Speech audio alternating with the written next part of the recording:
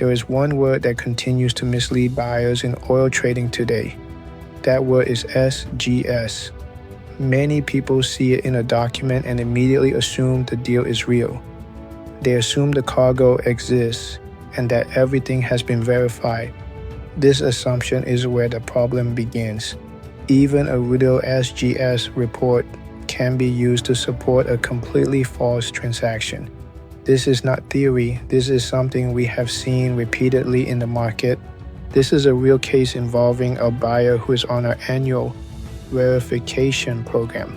They engage us to assess deals whenever they receive them because they understand that this market is not forgiving. Instead of attempting to evaluate complex transactions internally, they rely on professional verification. They brought this deal to us immediately for assessment. The deal appeared convincing at first. It included an SGS report supporting a FOB Jurong transaction. The structure presented was familiar. It involved dip and pay, a TTV process, and tank-based cargo. Everything was positioned to suggest that the product was already in storage and ready for verification. To an inexperienced buyer, this appears to be a legitimate opportunity. However, this is where the issue begins. When we examined the report, a key issue became clear.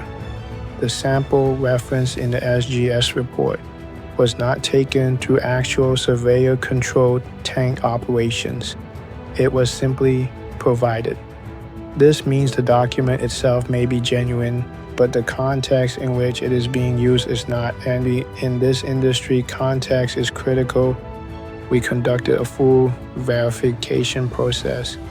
This included document analysis, on-ground validation, and direct checks with relevant personnel. The conclusion was clear. There was no confirmed cargo allocation, no verified tank storage, and no operational structure supporting the claims being made. What existed was a document, not actual product.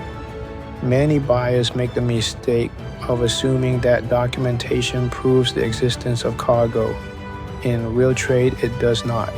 We also identified another important issue. This particular SGS report has been circulating in the market. We have received multiple versions of the same report from different sources. Each version contains slight modifications. Seller names were changed, dates were adjusted, and cargo types were altered. We have seen the same report presented as EN590D6 and even crude. This clearly indicates that a document is being reused. With current technology, editing a PDF is straightforward. To an untrained eye, the document still appears legitimate. However, it is being repurposed to support different false transactions. This connects directly to the dip and pay structure. The SGS report is used as the foundation to support the narrative of FOB Jurong, dip and pay, and TTV verification.